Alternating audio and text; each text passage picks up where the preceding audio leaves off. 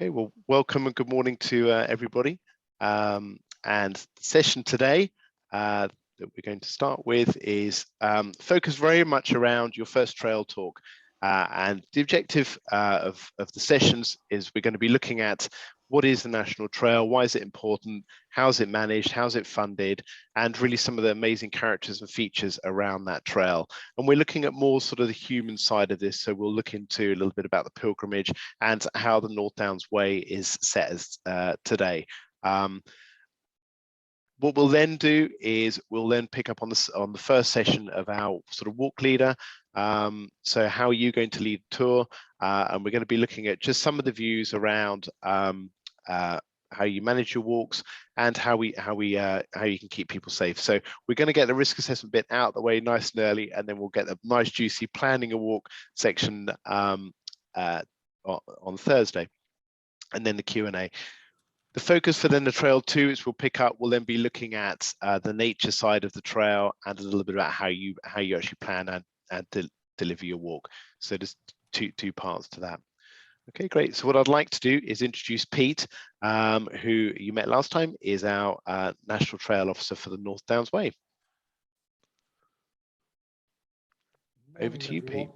I can't actually see myself, but I'm in my office, which is a rare treat.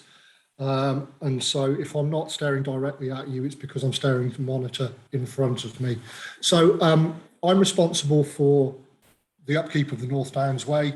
The majority of national trails will have a trail officer. Some have a trail officer and assistant, and others have part-time trail officers. So I'm fortunate that I'm employed full-time. I'm hosted by the Kent Downs AONB unit in our office just outside of Wye, near Ashford, in a little village called Brayborn. And normally that's where our team would be based. So the experienced team would be working from that office as well. So national trails, they're created through the same legislation that created our national parks and our AONBs.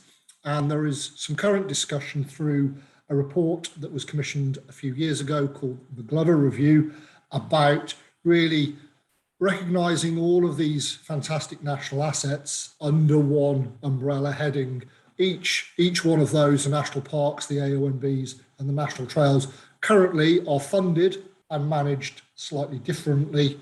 And I'd say that national trails out of all three is sort of the poorest relative and often gets left out of conversations and funding conversations, which makes life difficult. Given that our national trails largely run through our best national landscapes, so the parks and the AONBs, this makes a lot of sense. And for somebody coming into this conversation fairly recently, doesn't make a huge amount of sense to me, but hopefully we'll get there in the end. So the North Downs Way is currently one of 15 national trails. And the 16th, the England Coast Path, the ECP, is being opened up in sections around the country, depending on complexity and how that's going. So in Kent, we already have Ramsgate to Camber, which was opened a few years ago, but there are other sections around Sheppey, North Kent coast that are incredibly complex and resistance from landowners and go through nature reserves and protected landscapes that make the creation of new public access particularly difficult. But let's assume that they will get there. They were supposed to do it by 2020. Obviously, we've missed that deadline, but work is ongoing. Once it's opened, that will essentially double the length of National Trail in the UK, and the England Coast Path will be the longest coastal trail worldwide. So really a fantastic asset. And the reason that the government at the time, so it was the coalition government, committed to it was they saw that these national trails that were maintained to such a high standard presented fantastic tourism opportunities for coastal communities, particularly those coastal communities that fall outside those traditional honeypot sites. So using sort of the Southwest Coast Path down in Devon, Cornwall and Dorset, which generates a huge amount of income for those coastal communities. I guess the intention was to recreate that model around the whole of the coast, and obviously some parts will work better than others. Our national trails are funded by central government. We are funded through Natural England, who are a subdivision of DEFRA, but because they are a government department, they are not allowed to do any commercial activity. So our website and all of our commercial activity will need to be managed by an independent third party, which it was until recently, but that has now changed and it's gone back in-house whilst we look for an alternative. And that alternative will be something called the National Trails Alliance. So the national governing body for national trails, who will be a charitable charity, who will be able to do all of that work for us. And that work is ongoing and being driven by the Southwest Coast Path as we speak. So that's a 2-year funded project. Okay, Rich, next slide, please. Yep. So the North Downs Way is just over 150 miles long. Very roughly, a third of that is in Surrey.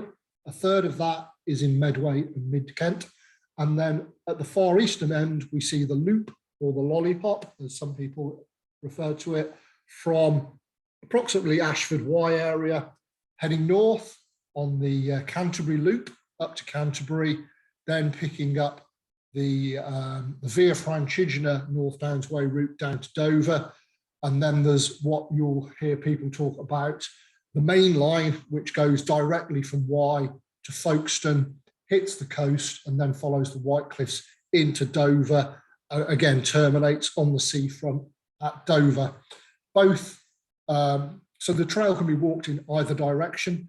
Generally speaking, it's walked from Farnham to Dover, but increasingly we see people walking in the opposite direction, particularly overseas visitors that arrive in Folkestone and Dover. There are very similar start and finish points at either end of the trail, which were part of an arts project about 8 years ago. So they provide a really good photo opportunity at either end of the trail for people starting and finishing. Next slide, please.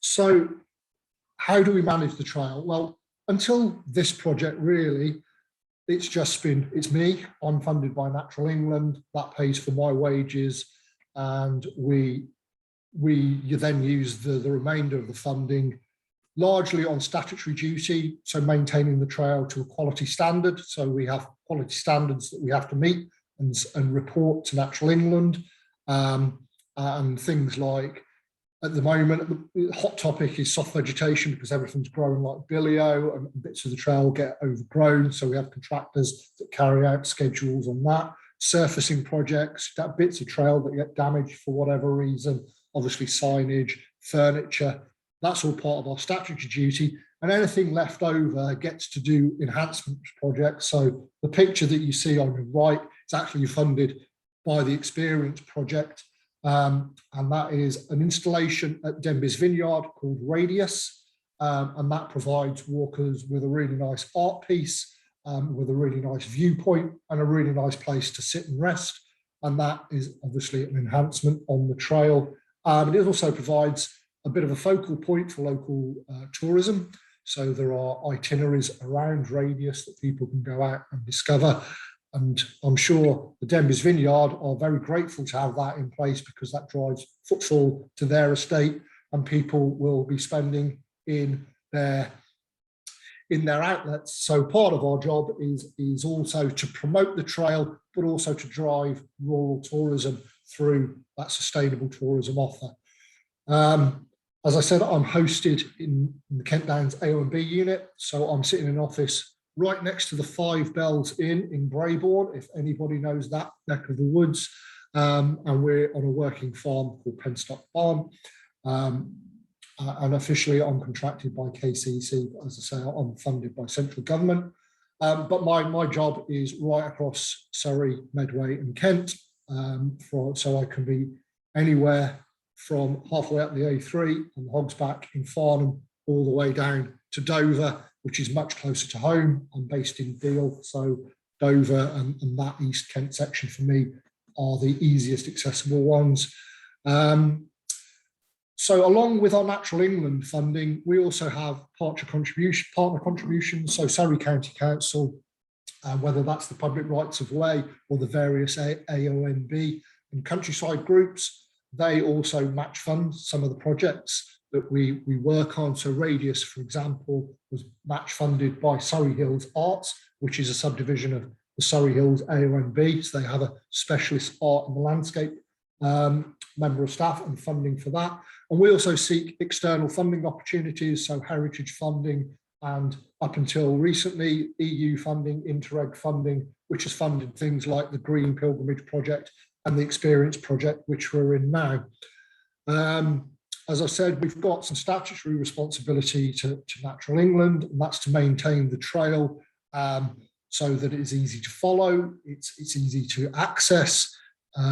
As many people as possible can access the trail and experience it. So we talk about the 4 E's, that's enhancement, engagement, experience and economy. Those are the key performance indicators that we report back to Natural England under, and we work with our local authority public rights of way services to deliver those things. I think it's important to note at this point that we don't own the trail, we don't own anything. The network, Public Rights of Way network, is owned and managed by the Public Rights of Way Service and the landowners through which the trail runs. Where we get people saying, why can't you just go and do this? It's because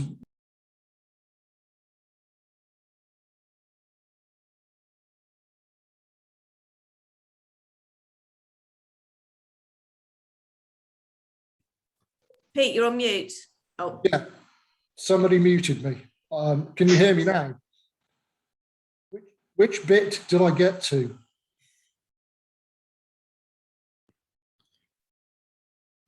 Are you talking about the funding split and not owning of the trail, Pete? Okay, fine. So we've got everybody on that. Okay, so the 4 E's again are engagement, enhancement, experience, and economy.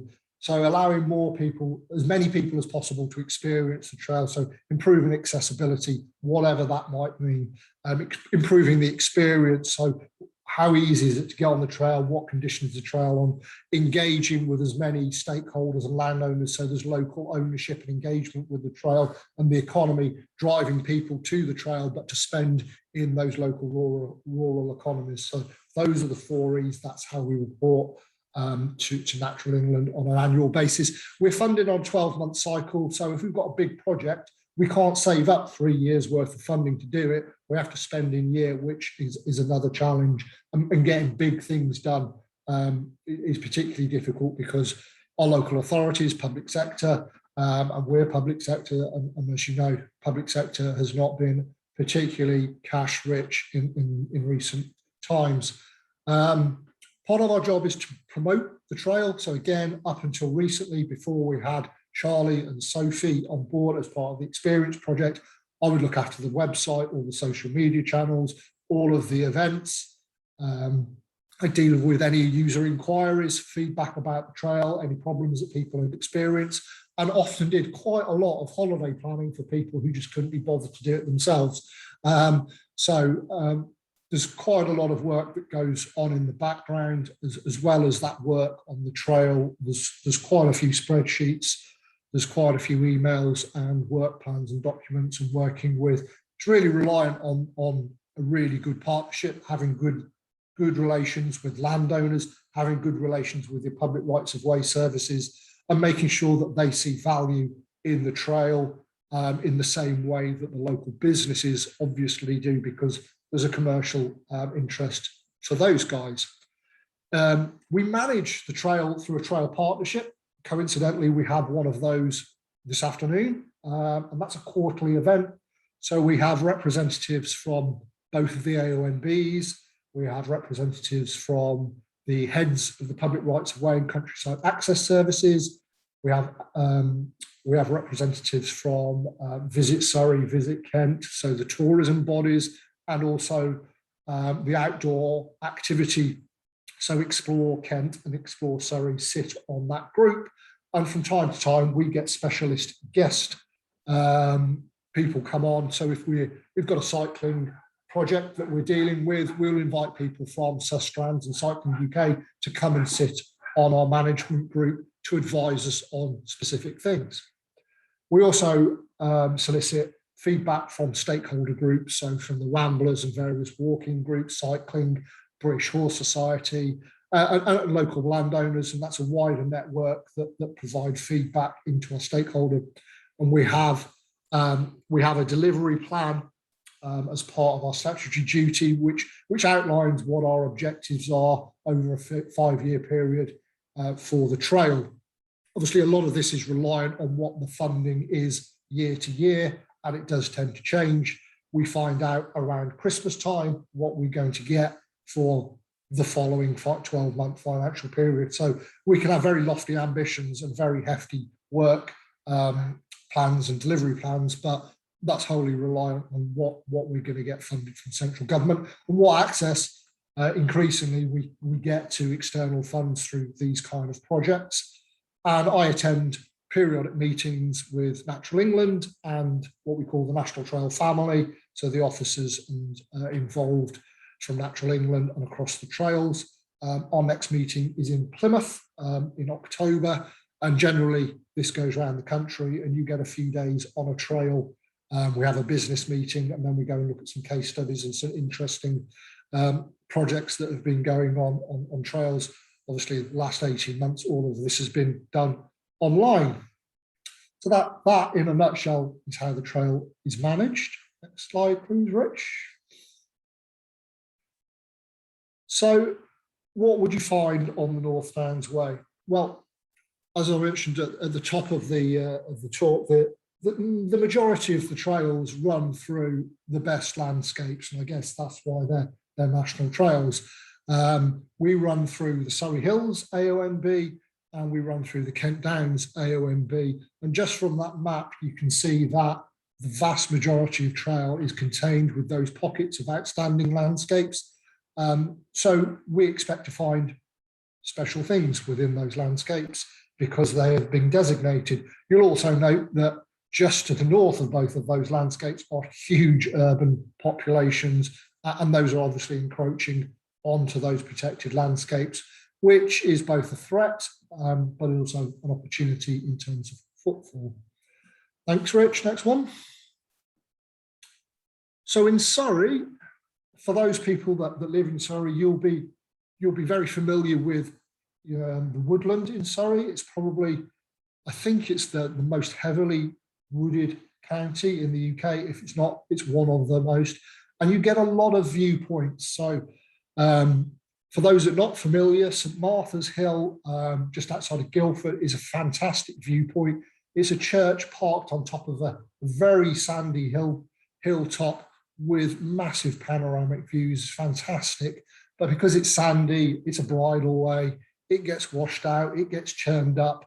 It's a bit of a nightmare to maintain, and we work with the local authority, with the church. We work with Southern Water, who've also got a depot up there, and their vehicles churn that up on a regular basis. So keeping that maintained it is difficult. Newlands Corner is probably one of the most popular walking spots in all of Surrey. A huge car park, a visitor centre up there, and some fantastic views all the way along the Downs, heading towards Reigate Hill, which has a fort, has a viewpoint, and Collie Hill just above Reigate, which is quite a large market town. And moving towards Kent, Caterham Viewpoint, as you'd expect, has got some great views. Over into Kent, in the Maidstone area, Bluebell Hill is again a really popular picnic site and access to the trail for lots of people that live in and around Maidstone. So moving the further east, you get the changes slightly. Wye Downs, Folkestone Downs, and the White Cliffs are more remote, a little bit more wild, less wooded, and that real sort of chalk grassland feel. And obviously, as you get on the coast, you get those great views across the Channel, across to Dungeness, and you can quite easily see France on a clear day. Chalk grassland, which is a key feature of the AONBs, is similar in terms of habitat value to the Amazon rainforest. You know, the number of species that you will find per square meter matches that of an Amazonian rainforest, which when we first heard that was quite something. And some of the key species that you'll find on this chalk grassland are orchids, bees, and butterflies at the right times of the year. So these are the things that people come to see, and these are the things really that our ambassadors can really, you know, these are our USPs. These are, you know, things that you won't find anywhere else. You will find on chalk grassland, and Kent Downs, and to a lesser extent Surrey Hills, has got some of the best chalk grassland in the country. Actually, on the south coast, we're dotted along the trail. It is, you know, the scars of conflict, you know, military heritage, modern day pillboxes and gun batteries, ancient hill fortifications. You know, obviously we have castles like Dover and Leeds Castle, and we have the Battle of Britain Memorial between Folkestone and Dover, which is a fantastic facility, which tells a lot of stories about Hellfire Corner and the Battle of Britain. And you'll often get a Spitfire fly over the top, which is just makes the hairs on the back of your neck stand up.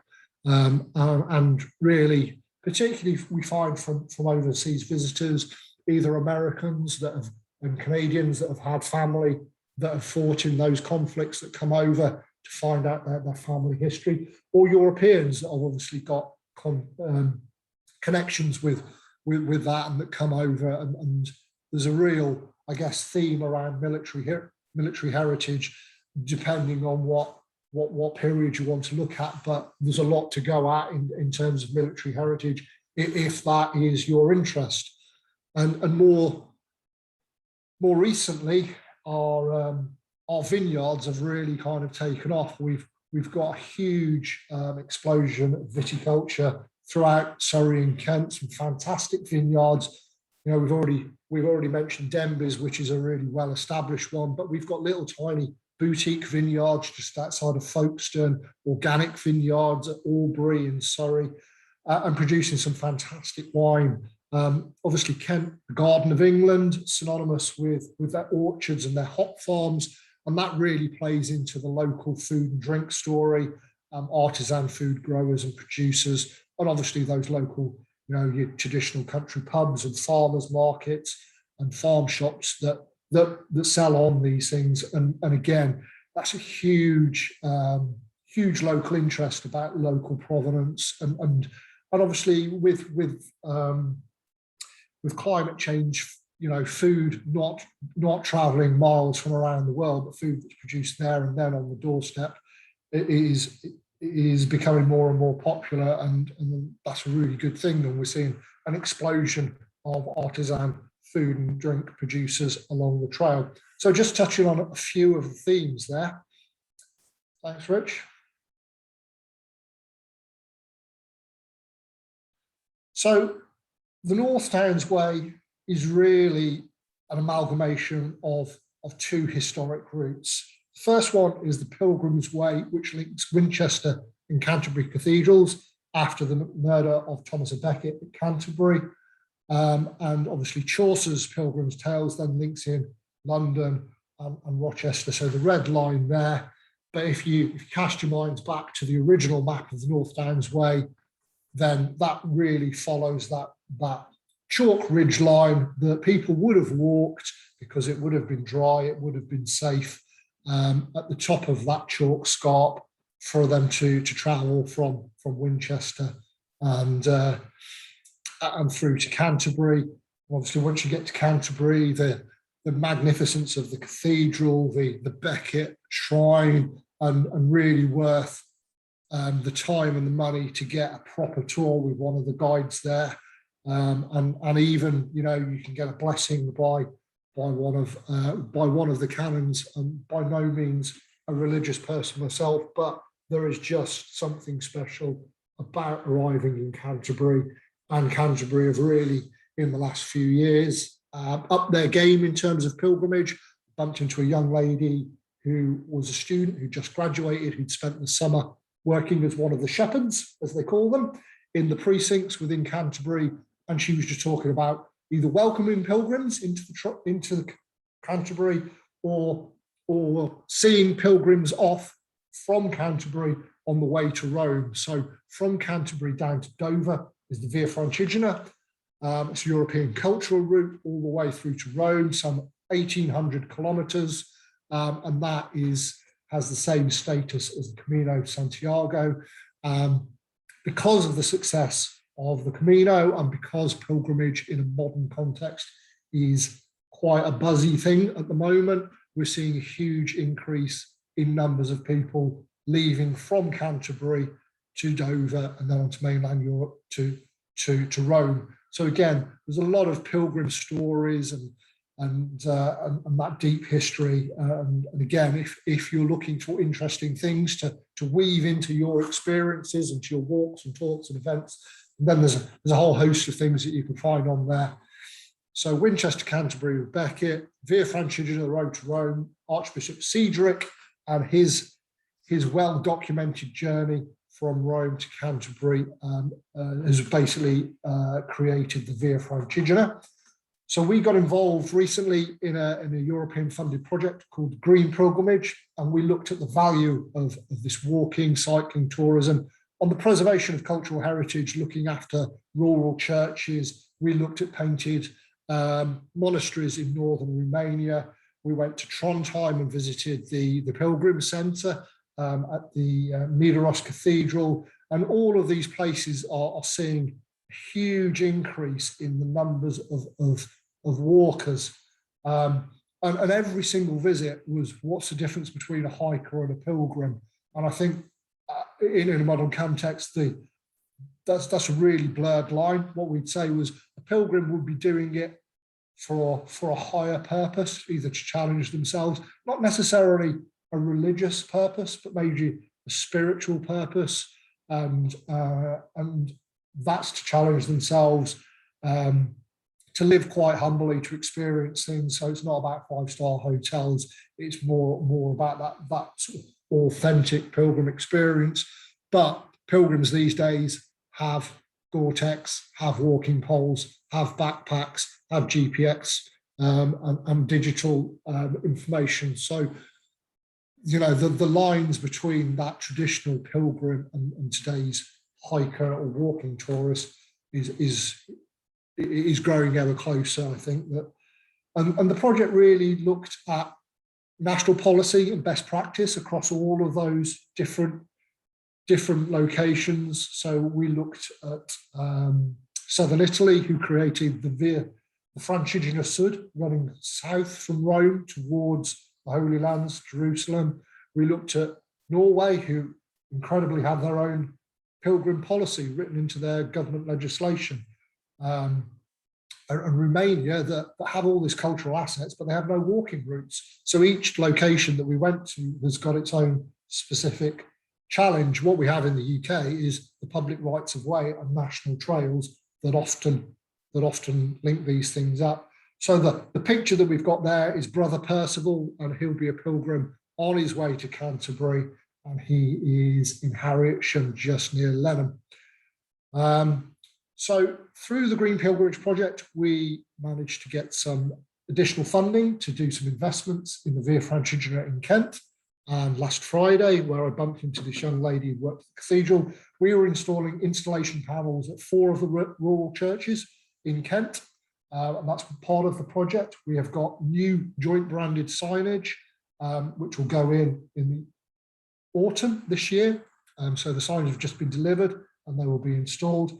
And we have 3 arched installations that will go in between Canterbury and Dover on the Via Francigena. So that's just raising the profile of Via Francigena. You know, probably very, very small percentage of people in Kent and Canterbury would know anything about the Via Francigena, and yet it's a European cultural route, and thousands of people come to this part of the world to walk it, and we probably could do better with it, and lots of people could make more of it.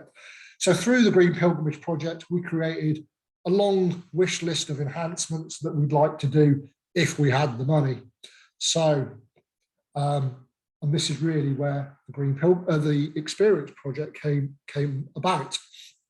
So next slide, please. So the North Downs Way today. So I'm really seeing a shift in the sort of 6 years that I've been involved. When I started, it was very much statutory duty stuff. It was really marketed for ramblers and long distance walkers. It was quite a narrow vision in terms of what who national trails were for. But what we've done recently is move a lot closer to working with tourism and visitor economy.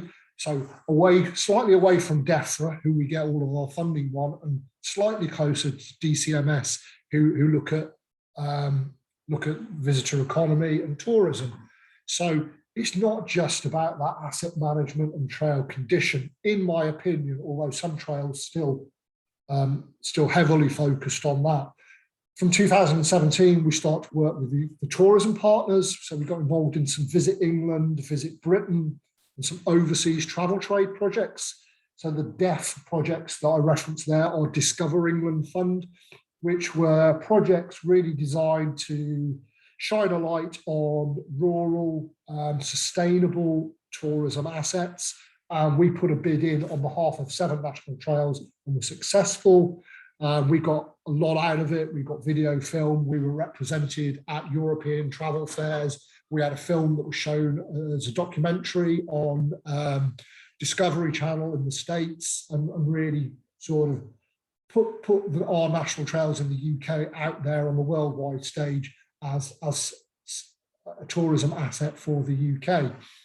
What we found more recently, that even that obviously those overseas visitors, it's more difficult for them, but domestically people are looking for outdoor experiences. They want trails. They're not particularly proficient at map reading and following instructions. So the national trails are a safe, easy to follow option if you're looking for this kind of experience, but you don't have a huge amount of experience and technical ability yourself. So people are looking for recreation, peace, tranquility, and obviously well-being in a time through lockdowns and things like that. So national trails and just the countryside, in inverted commas, have become incredibly important. And the number of people that you bump into that have lived in places all of their life have just stumbled across this amazing countryside that's been under their nose all of the time, which is slightly frustrating, but it's also an opportunity to bring those people out, new market, get them engaged, keep them engaged, and obviously there's lots of return visit opportunities there.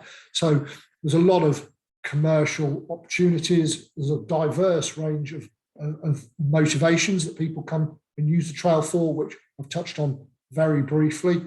Obviously down in the southeast, we're incredibly well connected. We've got a fantastic rail network. If you look at the rail network and overlay that with the North Downs Way, there's a train station every 5-10 miles. It's incredibly accessible by rail. Obviously, the AONB is squeezed in between the motorway networks to the north and the south, and we have large urban populations in the southeast, particularly London, where people don't have green space. So there's a real opportunity. From an international perspective, we're also well positioned.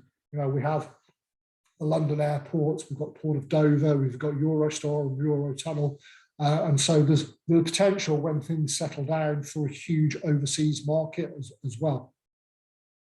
So that's the shift that I have seen, and obviously through the Experience Project, that just moves us closer to tourism, working with Visit Kent, working with local tourism businesses, and I think that for us this can only be a good thing. So we have our experience project. We have a dedicated team. So we have Rebecca that has put this package together with Rich, and that's really focusing on tourism and business engagement and training up a group of people like yourself to bring new people into the landscape, onto the trail, to engage with local businesses, to create an income for yourselves, to create some payback, to enable us to manage the trail and the landscapes that bring people here. We have Charlie and Sophie, who some of you may have heard from. So we have a dedicated marketing and promotions team. We've got promotional videos, we've got social media. They're a lot better at it than me, fitting it in between meetings, sitting on trains, sitting in pubs, firing off various tweets and Instagram posts as I try and fit it in around everything else. We've also got a dedicated public rights of way resource. We have somebody that sits within KCC, public rights of way, to do all of the legislative stuff that we have no powers to do, which is fantastic.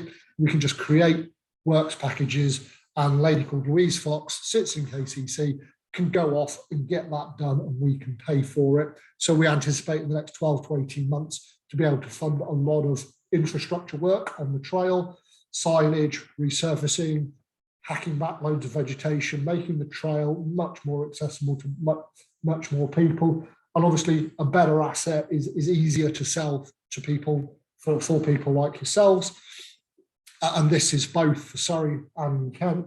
And just on Surrey, we're about to sign off quite a hefty chunk of money to Surrey County Council to replace 270 steps up to Box Hill with recycled plastic steps. Obviously, they are sustainable. They'll create a legacy, we hope, for a long time, but it'll also make Box Hill a lot more accessible to more people, because the current steps aren't the greatest. And in the winter, they're certainly not the greatest, and they can be a barrier to participation. So these are the kinds of investments that we're looking to make on the ground.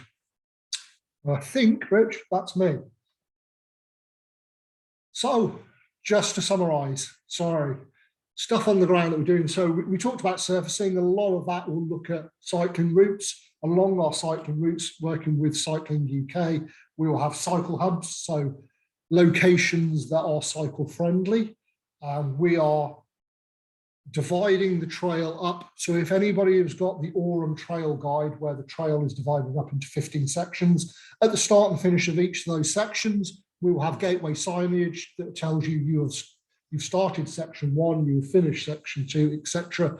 And your nearest train station is whatever it is, with some map information, how to get to the train station.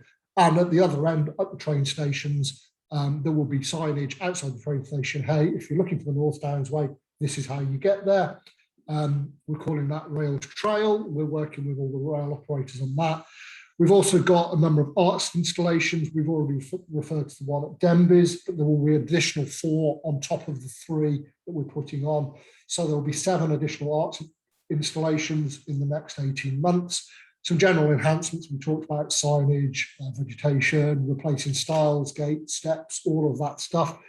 We're training you guys to become ambassadors, to engage more people, to create new experiences, and to generate income for yourselves and payback for us, so we can sustain the trail going into the future. We're also training businesses so they can engage with the trail and the people that visit the trail more readily. And we're creating a whole host of routes, walks, and itineraries, all linked to all of the things that I've just mentioned. So the product that is generated off over all those investments over the ground are the things that people can do and see. So downloadable PDFs, guides, and things like that, and digital content for people to come out and explore. Have I finished now, Rich? You most certainly have, Pete. Great stuff. Thank you. So I was just coming off mute.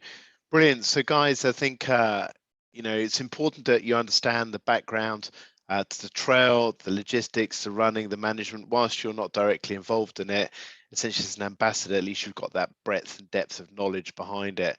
Obviously, what we want to do is now start to shift to look at the human element. Let's look at the natural element, look at the heritage, the culture, pulling all those bits together, because ultimately what we want to be able to do is be on the hill and tell a story, share stories with our group that we're taking out on a walk or a run or whatever, and however you're getting people out there.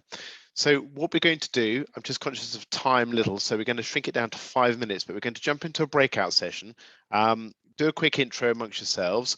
It's not going to be facilitated by one of us, and just amongst yourselves, just have a chat about really humans' use of the trail. So historical, religious, maybe military, what's going on today, maybe your use of the trail. And also just think about the future impacts. What we'll do is we'll pull that back together and discuss that. And what we'll look at to do is to take that onto the hill. So when we get the practical sessions, we'll sort of feed up from these different breakouts. The objective again on this is just to get things ticking over, get you thinking about the trail, maybe in a broader capacity than perhaps you traditionally do, or maybe the human element is something you do a huge amount of in the pilgrimage, for argument's sake, but it's just looking at these different aspects. So what I'm going to do is set up the breakout. Okay, and bear with me 1 second. Okay, so I'm going to put you all into a breakout. And we'll give you guys 5 minutes. Okay, 3, 2, 1.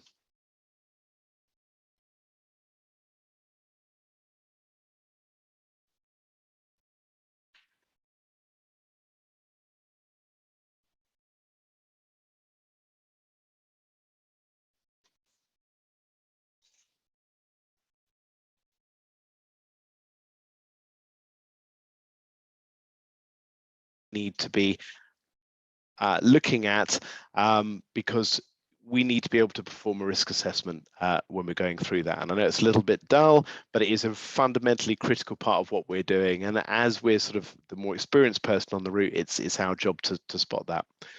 So our role as a walk leader. Now, the great thing, what I love about you all is you all have different experiences of leading groups. Some of you, I know I can see Sharon with her medals, probably lead people very quickly on their routes. Some of you may go at a slightly more sedate pace, and that's not a problem. I just want to think, I want you to think about your role as that walk leader, and it's going to be 5 minutes, and we've done all the intros and stuff, and I'm put you back in the rooms. So just pull out the key points that you think are important as a walk leader. And then what we'll do is we'll get back together again. We won't so much discuss it, but almost make a bullet list, a tick list, like a bingo list. And when I go through to my side, see how much or of that you guys have got. Okay, are you guys ready? So we can do 5 minutes in the breakout room. Okay, 5, 4, 3, 2, 1.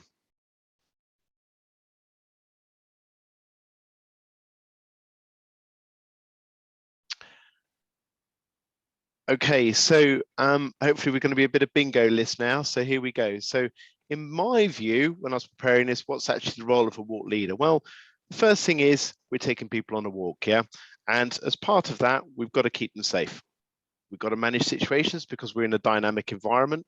We need to identify risk, and we need to ensure that we've got the right plan in place to deal with that. Unfortunately, we also need to deal with an emergency situation should something happen, and things do. We may, it's not so much within our group, but we may come across a situation we have to deal with. Transport, you know, part of all the walks that you guys are going to be doing with me, and for the assessment, the walk you take me out on, will involve a degree of transport. We're doing linear routes, so we need to factor in getting people from A to B and coordinating where people meet, etc. And everything else. So essentially, I say that's the first part. So taking people on a walk isn't just take them out from A to B, it sort of encompasses all of that. The next area I'll sort of put down here is sharing your knowledge. So it may be that you are a complete guru on the pilgrimage routes and all of that area around it, or you may be an absolute expert on a bee orchid, or whatever it is that you have your knowledge in. It's about sharing that and sharing the local area, and being a tour guide as well. You know, ultimately you're taking people on that walk, depending if you're doing it for yourself, if you're doing it for your business, if you're doing it as part of a walking festival, to support Pete and the National Trail.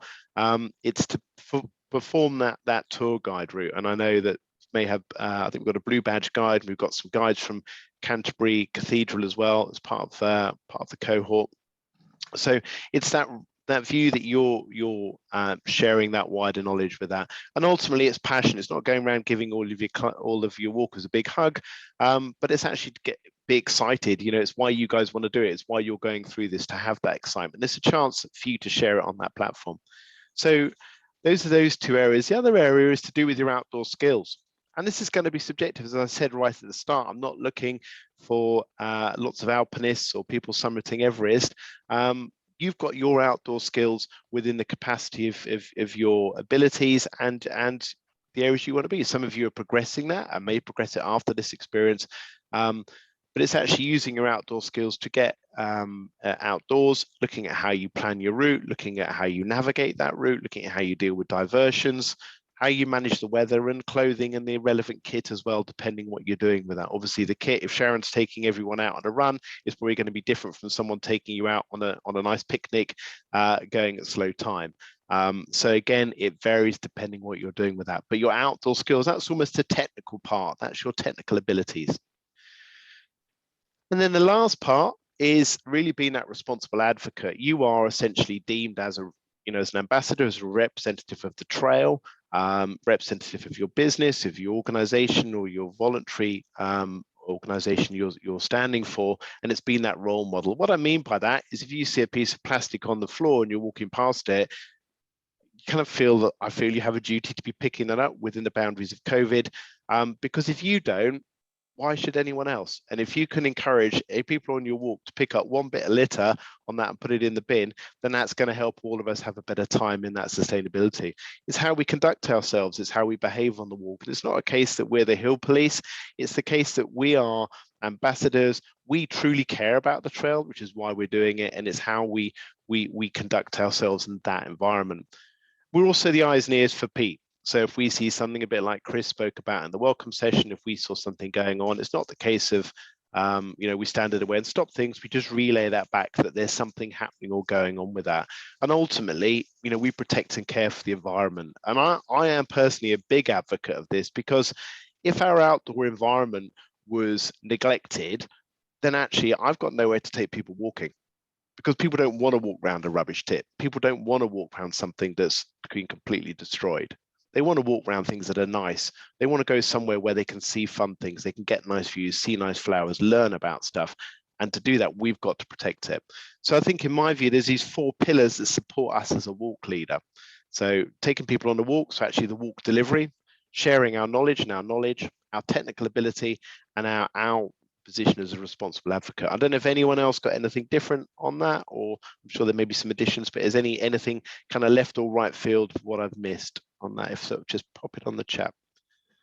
Okay, so we'll obviously look at that when we go out practically. I just want you to think about your walkers' needs. Now, your needs of your group may be different. So for argument's sake, sorry, Sharon, to pick on you. I know I love all the medals on the background. Very envious. I need more medals with my running. I should come running with you. But your needs of your group are going to be different. So if you're out there and you're promoting a pilgrimage route, then that would have that's what they're expecting. They're expecting to come on that and learn about that pilgrimage for that section. If you're expected to take them out on a mountain bike ride or a run, then that's what they're expecting. And it's important. I know it sounds really obvious, but don't underestimate how important it is to understand people's expectations pre-walk. Think about the questions your group's going to ask, because if you can issue like an FAQ question beforehand to your group, it's going to save you an awful lot of admin. Yeah. Think about how you guys can be, how you can capture your group, how you can keep communications going before that walk. And really a really important thing that I do is I look at what I'm trying to do on a walk. So if I'm taking a course, let's say I'm taking someone for a navigation course and it's an assessed course, I'm thinking about why are people looking at coming onto that course? What potential concerns could they have? A classic one is the assessment. What's involved? How does that work? What happens if it doesn't go well? what do you expect from me? So you try and look at all these questions so I can just calm people down so they can just have a nice, easy walk, a good course they learn, and a nice, smooth assessment where they're actually showing me the best that they can do within their skills. And it's our view as walk leaders on how we can ensure that people are having that when they're walking along. And importantly, how you can set that expectation as well. Then when we're on the walk, it's important that we plan, we brief, so we do a briefing, we outline our plan, and we share what's going on. So the kind of picture I've put on the top there is the pictures represent a couple going to go on a nice friendly chat, and actually the reality of what they've signed up to is dangling from a rock face on a cliff. Clearly there's a massive mismanagement of expectations. Both are getting outdoors, but both involve two completely different things. And what I want you to think about is while you're actually delivering the walk is that things do change. Someone mentioned on the chat about quad bikes, or there could be farming going on, there could be the route closed down, there could be repairing the paths, the steps at Box Hill when you hadn't factored it in and there's a diversion. You need to adapt, but do it in a safe and practical way and communicate. One thing I spend a lot of time doing is listening to my group. Even if I'm leading in the front and I'm listening to them, I listen to the hum. You know where a group is huffing and puffing, you know where a group is getting tired, maybe you hear them getting a bit hangry, and you just listen to the dynamic behind you and look and observe the people. A big day like today where people have got their hoods on, it's really, really hard to actually look at what's going on because people actually lock themselves into a little insular world of just walking with their hood down. And it's important that you as your walk leader, you're actually engaging with the group and break them out of those little isolated worlds that's going on. Another thing, guys, it's not a route march. You're not looking to cover the ground as fast as you can by beasting people. People are out there to go and learn and explore, and it's about taking them on that journey. Clearly, some of you may move people at different speeds. That's cool, but it's not that sort of route march that goes on. And then the last thing, and I think this is probably the best thing and most important part, is to actually reflect back on that experience, look at what happened, ask the feedback. Did it meet the expectations? What could you learn as a leader? Especially in the early days, guys, it's so important that you get some feedback from yourselves about your style of leadership. Yeah, because it will adapt and evolve as you become more used to routes, as you develop on your knowledge. But you will get different groups coming in as well, and you need to sort of get that feedback. And you know, that self-reflection piece is massively important.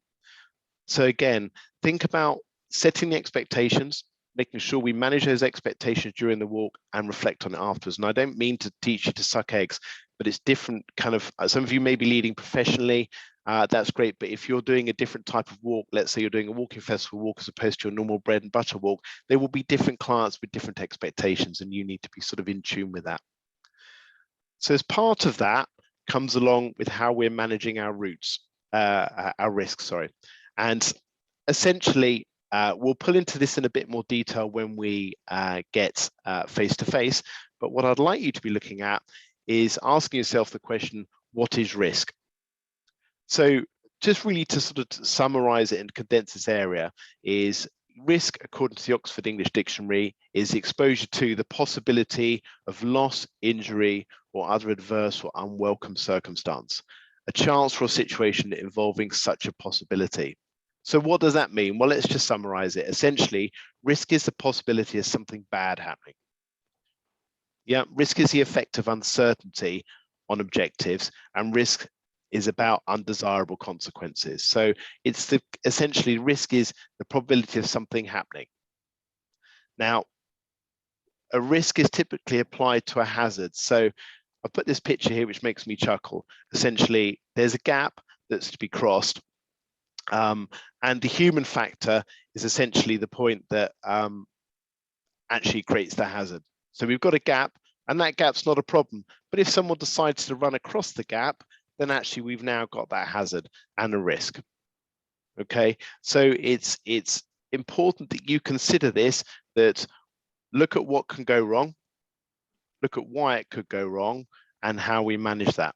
So there's a little framework to help with that. So in principle, what I'd like you to be thinking about is what hazards are there on your route, And what can happen?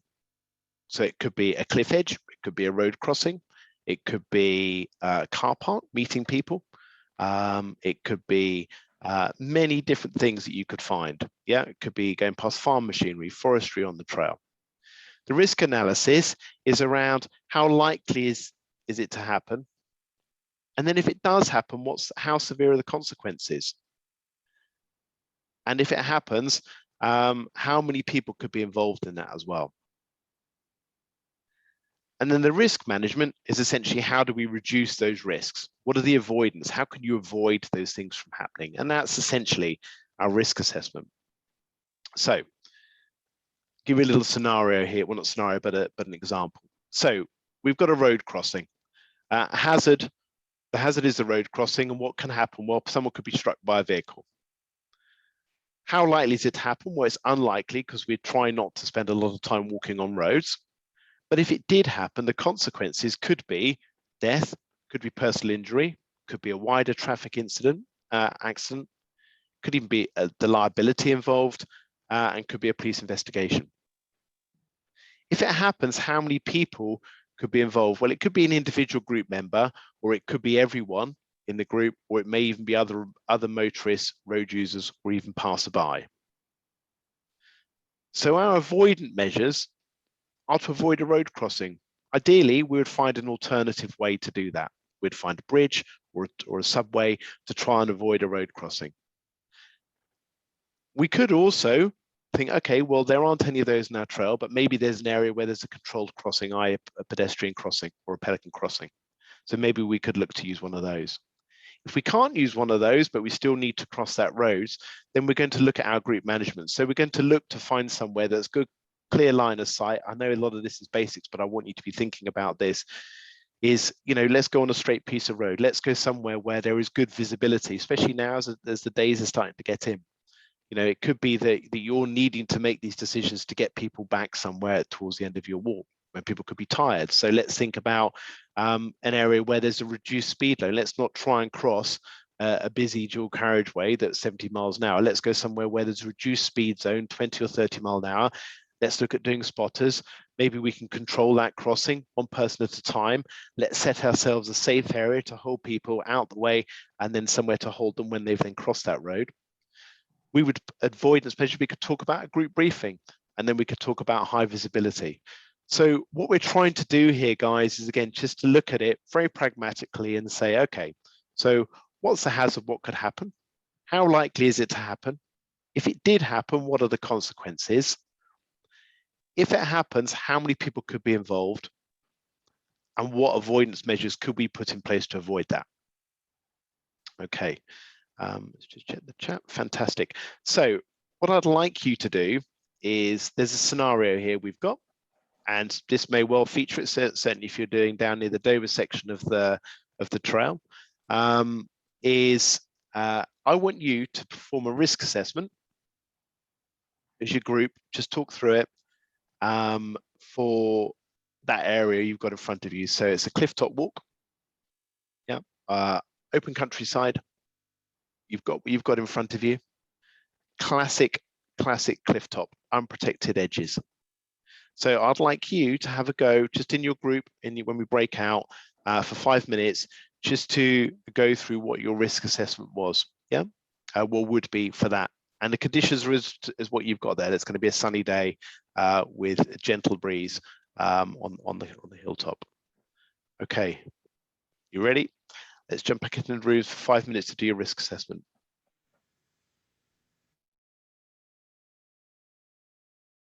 Brilliant. So I'm just conscious a little overrun here, so we'll just rattle through this quickly. Great stuff. So room 1, so that had Dave, Helen, Mike, Paul in that. Could you give us the hazard and what could happen? Yeah, we picked, well, we've got a pile, but the top of the list was cliff falls. Okay, cliff falls, fantastic. Yeah, that's certainly probably the one number one that I'll be looking at on that one. That's great. Okay, great stuff. And Kay, Michael, Paul, Tamsin, your group, how likely is it could happen? I mean, the actual chance of a cliff fall is pretty, as in, do you mean cliff fall as in rocks falling down, or you fall over? I guess someone walking along from a Oh, walking no, side. yeah, okay, yeah, no, sorry, just think from the bottom. Yeah, so if it's actually pretty unlikely, really, it really is pretty unlikely, unless somebody's doing something really stupid, Okay. which you would have told them not to do. Okay, that's absolutely good stuff. The only thing to add to that, we did say, though, it could depend on the weather the day before, because if it's really wet, you could slip. Yep. And potentially if there has been some erosion and it's, you know, the path is damaged a little bit. And then also you said, I think you said it's a light breeze, but if the forecast is for gusts of wind, and that the weather's going to change, the likelihood could increase with both of those things. Absolutely. So on that one with the cliff top, real good point with that. Consistent wind, you can kind of walk into and manage. Gusty wind is the one that typically knocks you over.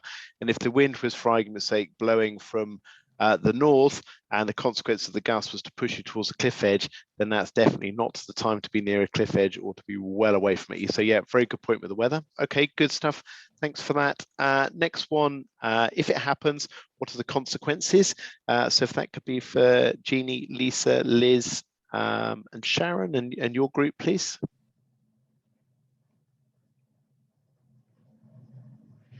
I'll say a couple of little bits. We were basically saying that need to keep to the trail path. In the housekeeping beforehand, is anyone concerned with vertigo and things like that, but also to get people to sign a declaration beforehand that you are responsible for yourself. You can give advice and please adhere to the advice, but you are in charge of your children, a dog and things like that. Okay. Another point to get them to go to a sighting. So be careful of this area. Can we now go to that style over there? Okay, that's cool. So just rewind that back a bit. So the consequence of the hazard is walking by a cliff top. It's unlikely. If it happens, what would be the consequence of that? Mm-hmm. So I guess the consequence would be death. Could be death. Yeah. Liability. Phoning your lifeguard. Yeah. Coast Guard. Yeah. Liability. So yeah, completely. So all the points you picked up are fantastic avoidance and us managing it, but it's actually, is it going to be a big problem? Yes, it's going to be a big sick. Someone's going to fall off, and it's a case that the consequence is bad. Even if if there's a death, which is clearly terrible, or if there's an injury, the consequence is severe. You can't just pop down and get some help to administer some first aid. It's a whole different thing that. So think about the consequence of that. Absolutely. Then the liability and an investigation. So that's good. Okay, fantastic. Thank you guys, and love the avoidance measures too. Next group would be Laura, Matthew, Simon, and Vincent. If it happens, how many people could be involved?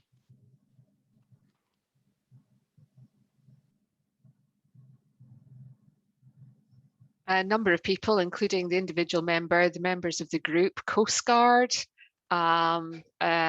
rescue services, passers-by, witnesses, lots of people really.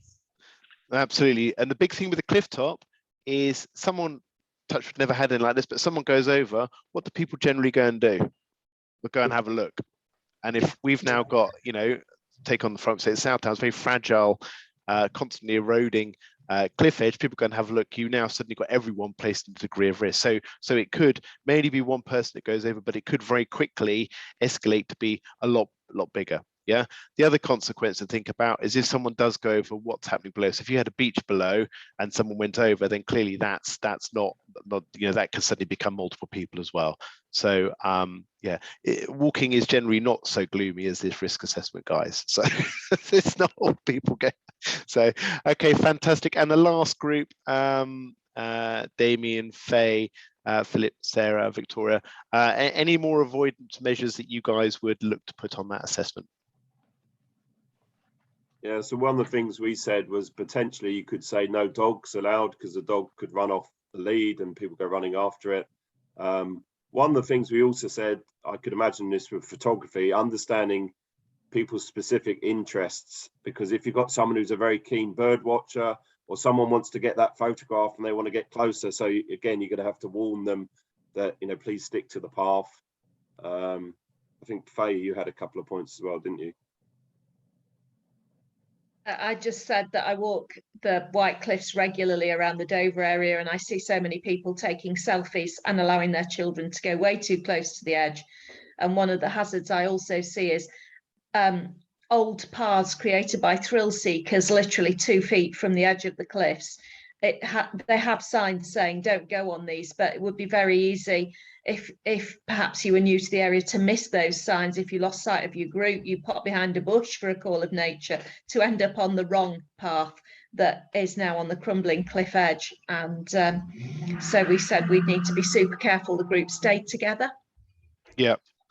Okay, so yes, think about some good points there, guys. Certainly we've just, I think Sharon picked up some points too earlier. The avoidance measures are how are you going to avoid that from happening? So like a really good one to do is, Barmies, we let them know there will be a cliff top walk, so it's not a surprise. But when you come to that area and you're approaching that hazard, then you have a quick briefing with the guys. So, okay, guys, we're coming to the exposed cliff edge. Just want you to be really aware it is constantly erodes. That's why they're the white cliffs and all the rest.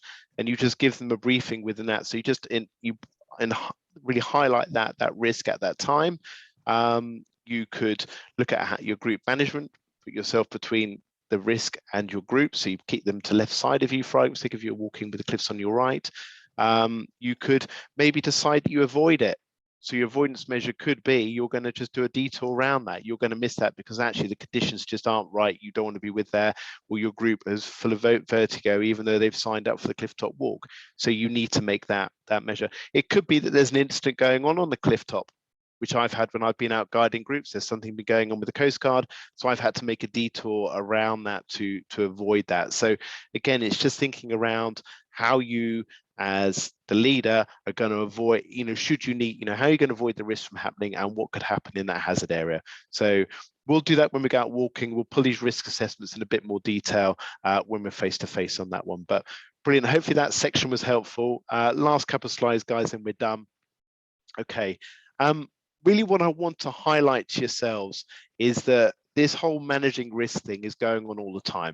Similar to your expectations, you're doing it beforehand. You're looking at what could cause harm, what could go wrong, document it, and get out there and pre-walk it. The power of the pre-walk is so good. So you look at the map, you look at some things where it could be a little bit high risk.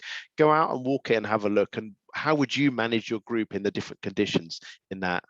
Then while we're out walking, we're constantly doing a dynamic risk assessment. We're constantly looking and managing. We know we may be moving into an area of heightened risk where the hazard's greater, but we're constantly looking for things that are changing all the time. Prime one could be that you've got a lot of bicycles coming through the trail. So you need to manage that they're coming, you can see it, you're going to move it out of the way. It could be that, you've got a road crossing to do, but the traffic lights aren't working. Yeah, it's different things. So it's just how you're constantly looking at that, and you're looking to where I always look at life as a seesaw. If the risk too great, then you need to change that and you need to adapt. But by having the knowledge of pre-walking your areas beforehand gives you that flexibility. And then the last thing is back to that reflecting again. Not only did everyone have a nice time and did they get a lot out of it, and how could I be better as a walk leader, but also, was my risk assessment accurate? Have I included the risk? Have I included the new path that's gone on the trail? Have I included the new steps? So maybe you downgrade your risk once Pete's put those steps in at Box Hill, because actually they're a little bit safer now. So maybe that may be an option that you would consider in some conditions, as opposed to completely ignoring it in descent. Any near misses accidents, you need to capture that within your insurance company and the processes you have within your business or your group or your organization to manage that. And then the last thing really is make sure you update any plans. Don't just leave that risk assessment as a piece of paperwork that's never ever accessed. It's for you to manage your walk and your liability on that. Okay, fantastic. Brilliant. Any questions? I think there's been a few on the trail, on the chat, which I'll go through on that afterwards. Is there anything specific anyone wants to raise? Brilliant. Okay, if not, email me. Brilliant. Okay, guys, so look ahead for Thursday. Thank you for giving your time today. Thursday, we got Paul Holt, one of our ambassadors, going to be sharing with you the amazing natural environment. So I've seen the slides and I'm looking forward to that session. So make sure you're on that. We're going to talk a bit more about the fun side of walking now, the planning and delivering a walk and our sustainable piece on that. And then the last thing, just a little bit of housekeeping, guys. Make sure you're booking onto your walk, practical walks, and those assessments. Information will be coming out about those as well towards the end of the week, just so we're fully prepared.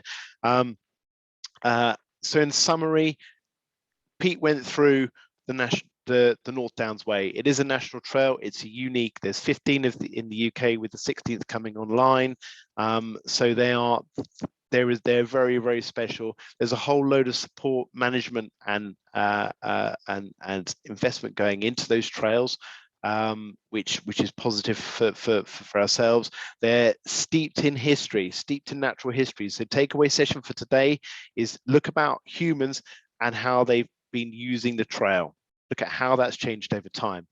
We've spoken about your role as a walk leader and start to focus that, and there's been some really good chat around that. And we've embraced the jolly old subject of risk assessment, which is hugely important. I know I play a little bit of light on it, but it's critically important.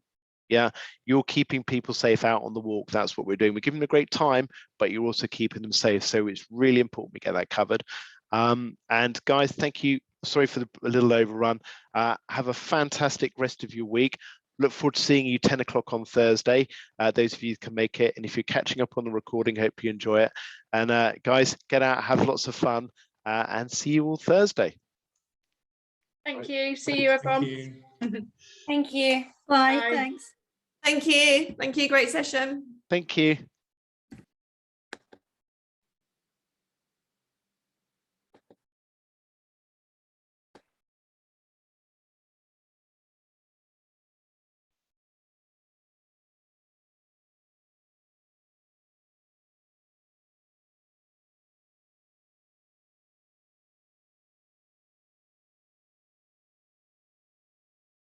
Bye, Victoria.